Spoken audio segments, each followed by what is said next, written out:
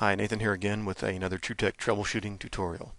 Today I want to talk about static versus dynamic PDFs and why that matters. A lot of people are using my videos to create forms and got a lot of good comments, but a recurring comment I seem to get is the tutorial is not working for me. And I think I have found maybe the reason why that might happen to a user if one of his form properties is not set correctly, or if he's not saving the form correctly at the beginning, it could cause a problem. So I have here an example, just a simple dynamic form with a growing table, and if we preview it, you can see that the button clicks cause the rows to grow.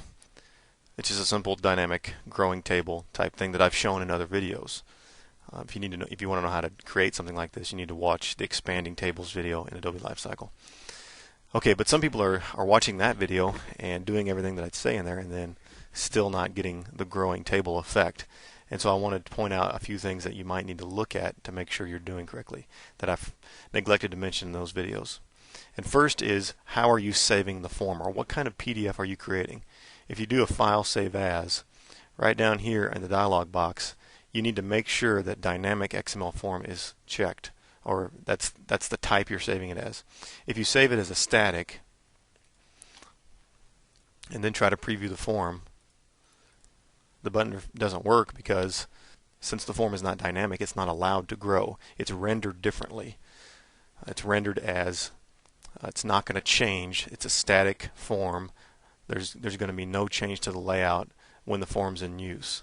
And so that's number one. Make sure when you're saving dynamic forms you choose dynamic XML form. But let's say you do that, there's still some form properties you need to watch out for.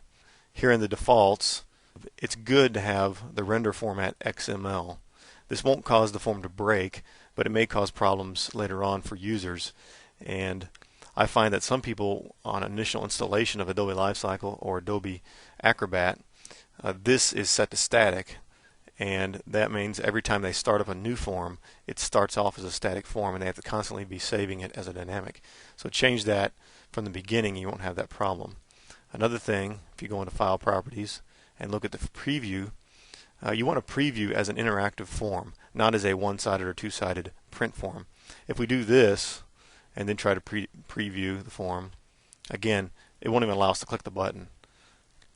It's just showing you what it would look like when it was printed. It won't show you a dynamic growing form like we're trying to program. So make sure that's set to interactive so that when you preview, the form grows like you want it to. So in other words, you can have everything right, your JavaScript, your buttons, your layout, everything perfect, but if it's not saved as a dynamic form, or if you're previewing it as a print object and not as a interactive object, the things aren't going to work right. And you're going to think you messed something up, whereas all you have is a setting wrong. So make sure you check this, make sure that you set your forms up correctly. And then just speaking to the fact, what's the difference between a static form and a dynamic form besides the growing capabilities? Well, Adobe on their website has three things they point out are differences. One is file size, one is rendering location, and one is display speed. And so dynamic forms tend to be smaller when they're saved, and they tend to render faster according to Adobe's website. And I cannot say I've ever verified that because I really don't create many static forms. But according to Adobe, that's the big difference. And it seems a little counterintuitive because you'd think a dynamic form would have to have more information stored, but it doesn't. A static form has to have the entire layout predetermined, and so that requires a larger file size, where a dynamic form can be allowed to grow bigger and bigger. It doesn't have to know in advance every object. It just needs the root object that's going to be added instances to, like we've shown in some of the videos. And then the display speed, that seems a little counterintuitive as well, but according to Adobe's website, the dynamic forms do display faster, and I think it has something to do with the fact that they're smaller forms. So anyway, I hope this helps. This, if you have problems getting your forms to work, I'm open to being contacted by users to offer help.